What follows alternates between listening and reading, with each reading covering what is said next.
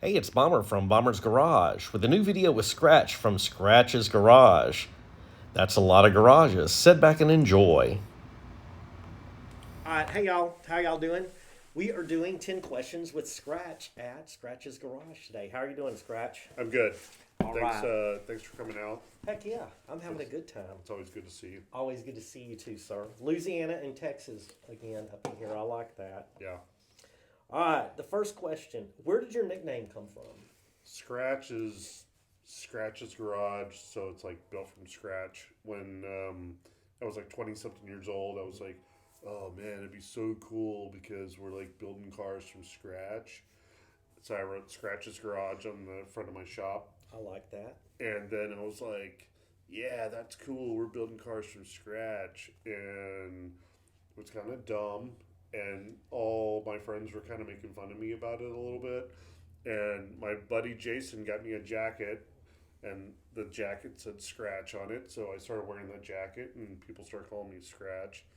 And then when I worked at General Motors, my dad's nickname is actually GTO, Hmm. and everybody's like, "Oh, little GTO," and I'm like, "No, don't, Don't don't stick fucking with call me." Scratch. Yeah, yeah. I was like, "Just call me Scratch," and they're like, Scratch, all right, I like that. And I'm like, all right, cool. So that's kind of where it came from. And like, then when I started painting more, I was just signing Scratch was just, I thought that was so cool to do that, That's because awesome. like my last name is not that great, and then my first name is even worse. So I Heck was yeah. like, I'll just go with Scratch. I like the thing that I like the most is cool stories, and that definitely is a cool story. Yeah, it's better than other people's nicknames. Oh That's for yeah. sure. Bomber, people get it confused sometimes with bummer and boner, but we're not going to talk about that. What came first with you, and maybe you kind of answered that then, the pinstriping or custom cars? Probably painting and custom cars. I don't know. Fuck. How would I say that? Well, I mean, I was drawing when I was 4, Hmm. so I couldn't weld then, Oh, right? for sure. So I've always been an artist, but like when I was old enough to even like turn a wrench, I was turning a wrench and building bicycles, and then we were always customizing bicycles. I had a 3-wheel bicycle that was made out of a bunch of junk. Oh, nice. So, and then when I started, I guess I was 20 when I got the shop, and I had a bunch of Camaros. I'd had like 20 Camaros. I'd buy and sell Camaro parts, and then I got a '59 uh, Biscayne, and then I got a '55 Oldsmobile, and I was like, I've got to buy a welder. Oh, for sure. So Progress to that. yeah, and then I ended up going to the paint store because I needed to primer some stuff, and found some pinstriping brushes and Hmm. paint, and started practicing and just ruining the shit out of stuff for about 5 years. That's freaking awesome. Here at your shop, what services do you offer besides all the artwork that we see around here, which is amazing? Oh, I don't really like. I don't want to do mechanical stuff really. For sure. Like it's supposed to be a metal fabrication shop, so I want to do like custom work or custom builds, or Hmm. that leads up to that.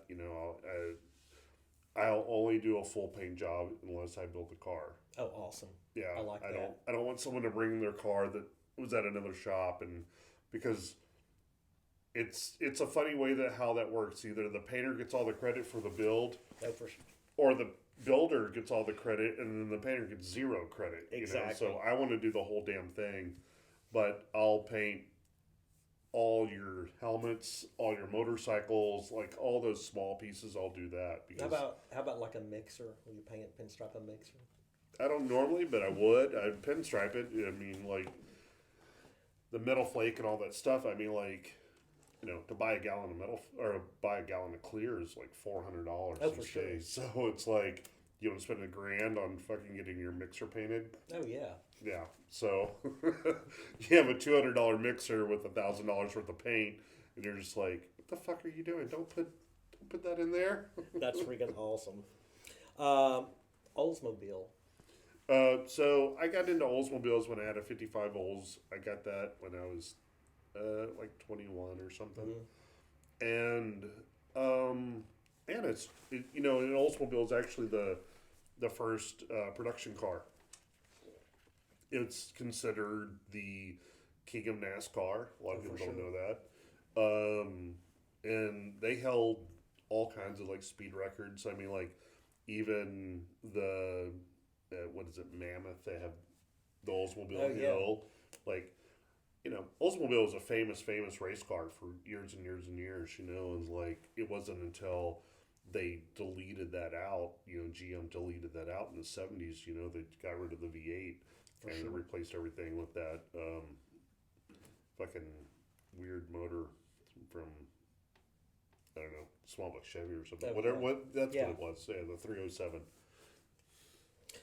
Um, Tell me, what's your latest project you're working on for you personally right now? Oh, I have that '59 Oldsmobile I've had for years and years, and I'm just now like living in Southern California for years. It's like I had no room or space or time to work on anything. Mm-hmm. So now that I live in Texas, I have all kinds of time and effort and whatever I can work on my own shit these days. So I have my '59, so I'm working on that. Oh, nice. What would be your favorite car if you could pick one? Man, I really like my '59. Um, I like all those years of cars. The '55 or '54 through like '60 Oldsmobiles, but muscle car era probably '64 through '67 GMA bodies, Oh, not nice. Chevrolet GM For stuff. sure. The guy makes Chevy stuff. Yeah. I know you miss your Cali folks, but how was it to come back home to Texas? You know what? I can't really say that I miss a lot of the California guys, but like, growing up here and then moving away for 20 years and then coming back, it's just like things are weird. For sure. Things are different, but at the same time, it's all the same. Kind Oh, of, yeah. It's like I'm getting out of California at the right time. If Oh, yeah. you still live in California right now and it's 2022, you're in the wrong fucking place. Exactly. Yeah. Mass exodus. Yeah. Cowboy hats. So I was thinking about this today. So I got on this fucking tangent last year because it's cold Mm-hmm.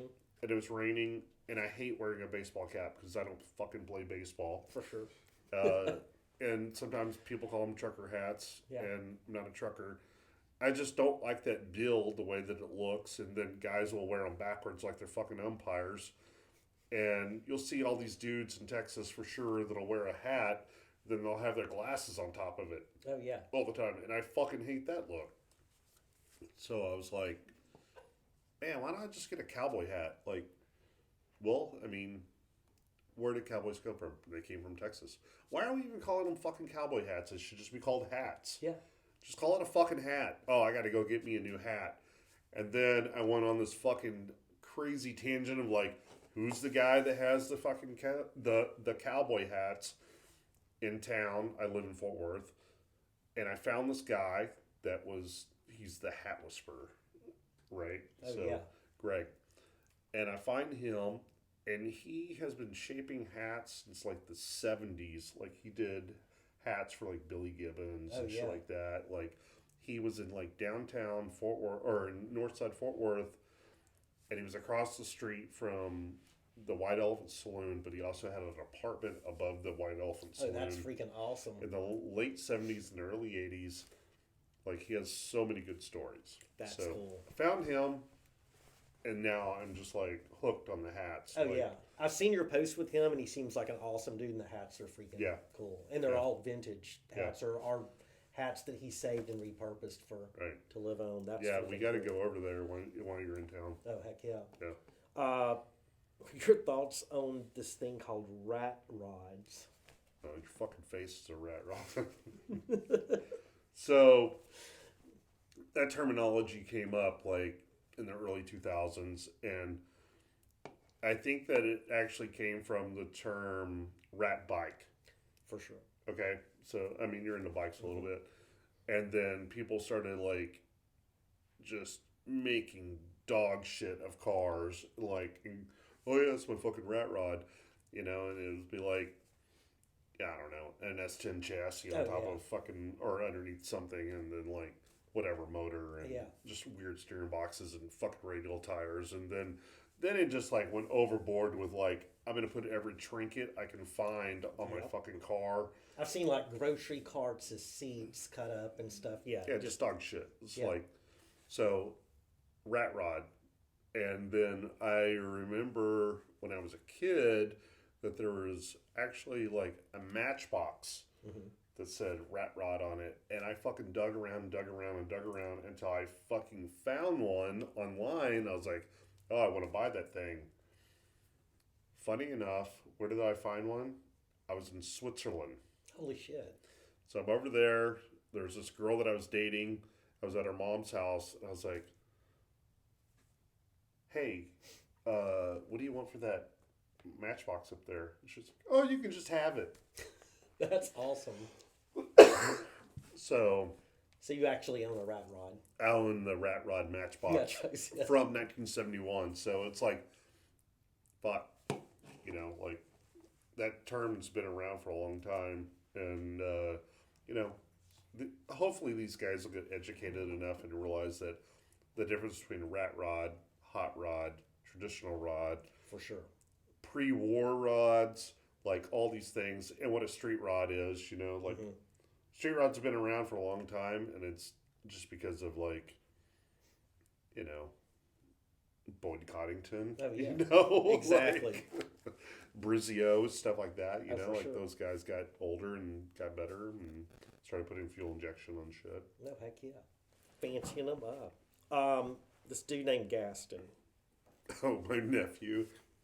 I don't know. Like, I've known Gaston his whole life, but it's just so funny now that he's like an adult. He's like 30-something years old, and he's building a race car, and I have another car of his at my shop that I gave him for Christmas. So I have a 59 Oldsmobile, now he has a 60 Oldsmobile. Oh, nice. And I'm like, I think that we should paint them like the same colors, but different variations of the same colors. Hell yeah. And then we have this maniac friend named Neil Reamer that is like, wants to just basically take the fucking car from Gaston and do all the chassis work and like pancake it out and all this stuff. And I'm like, man, damn it, I wish my car was that far along. Because his car has no floor in it, and you can make it as low as you want it. Oh, for sure. I'm like, Gaston, motherfucker. He's not here, too bad. Yeah. That's our two quay. I'm going to do some quick fire ones. Okay. Small block or big block? In what?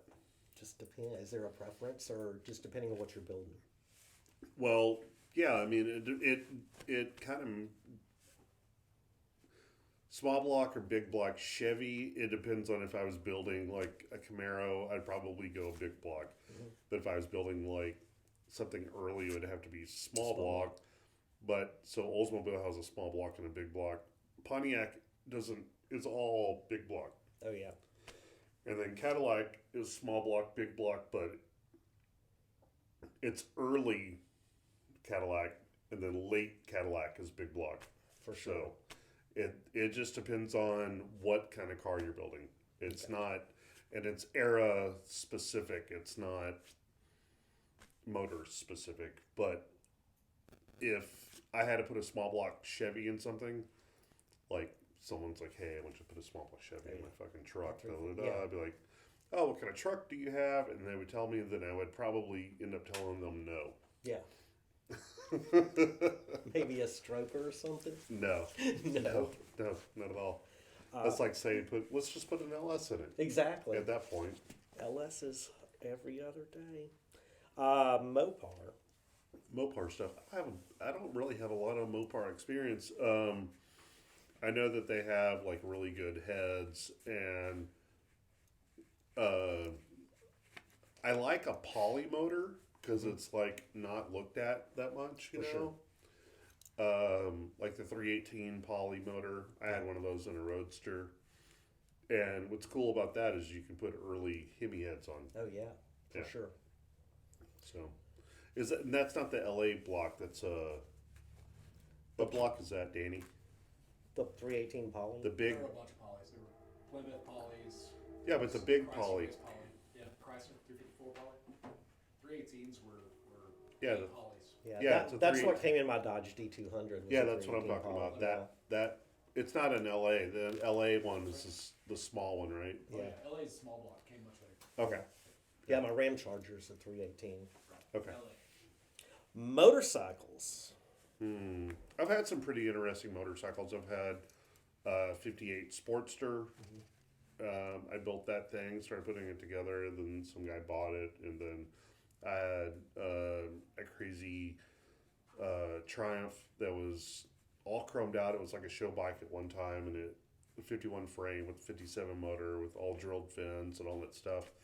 And I ended up assembling it enough, and someone ended up with it, and but I paint more bikes than I do build them. So Oh, for sure. Do you have a favorite tool brand or like vintage tools versus new tools or?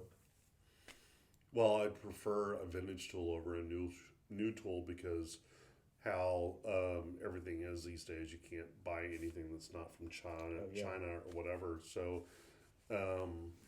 but man, I still have my Craftsman tool set from the '90s. Like my very first paycheck from General Motors. Grab that. I went to Sears and I bought the biggest tool set that they had. Oh yeah. Yeah, That was the spot to go to and grab because they had everything on display, all the toolboxes, and you could pick what you wanted at various price points. So I was 20 years old and I went in there and bought that whole tool set. The guy the salesman was like, "This never happens. This never." He was like chirping out. He's like, "I'm going to give you this." I'm gonna give you this." That's awesome. Yeah. Are you a pomade man? Oh yeah. So I always use I don't use a gel-based pomade. It's always paraffin waxed or beeswax. I've been using beeswax pomade like Murray's for probably 8 years or 10 years nearly. Yeah. I had a pomade line for a while, and it was paraffin wax, beeswax pomade. But luckily enough, I still have some hair to comb it back. But whatever. That's just what's happening. That's why I'm wearing my hat. Cactuses. Cactuses. So I got into cactuses. Actually, I got into cactuses. My friend Taylor's here right now, and she brought me a couple of cactuses when they were little babies, and now they're like teenagers. Heck They're like maybe this big or whatever with And those get huge, don't they? Yeah. And they're easy to propagate. Okay, we're going to change it up. Music genre. Is there anyone that like your own, or does it evolve, or?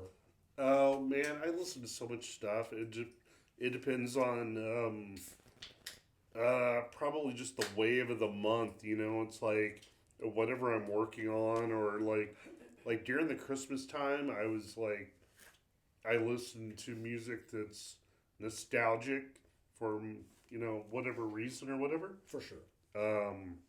But man, I can fucking listen to it. I was telling this story the other day, is that I was going through this phase of where I was just listening to music that had devil or Satan or 666 in it or whatever. It's like all this Black Sabbath music and all this shit. And my neighbors in LA, I had 2 vintage amps down where my shop was, and everyone inside the shop could hear what I was playing, and they're like, "Dude, are you okay? Is everything good? Is everything all right over there? I mean, listen to a lot of devil music these days." I'm like, "That's what I'm talking about," But I listen to a lot of vintage or country music, actual country music, and then out here we have a great station that's just based on Texas country music. But also, at the same time, I'll fucking get super deep into jazz. Oh, for and sure. I'll listen to that for fucking months on end. So, it just depends on, the wave, you just fucking follow that shit in. Oh, yeah. Yeah, jazz and satanic music are quite a bit different sometimes. Well, there's some guys out there that were satanic Exactly. that were jazz musicians. Traditional lowriders.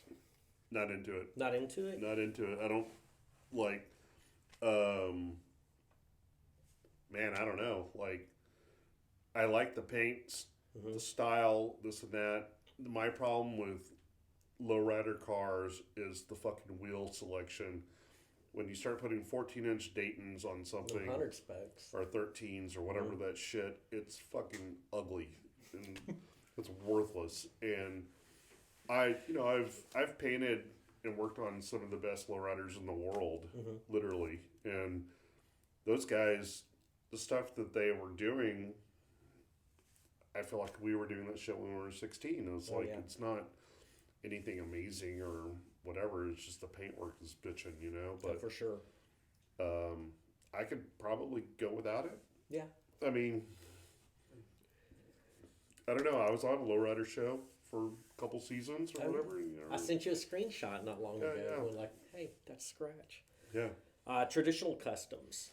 Yeah, that's my whole thing. It's like the cars that I build or the stuff that I'm into is like a traditional car build. Like even as far as like the motor that you were talking about earlier is like, and a lot of the time my real stylizing of like traditional customs is like I want to do a traditional car that's something that the factory would have done. So it's not necessarily like a custom per se. It's like a concept vehicle. Yeah. So I want to do something that like, Bill Mitchell or Harley Earl would have signed off on. They're like, okay, shit, we should have done that. That was a great idea. Good job, Skratch. Oh, hell yeah. It's like that 58 Dodge that I built a couple years ago for Tom Ingram.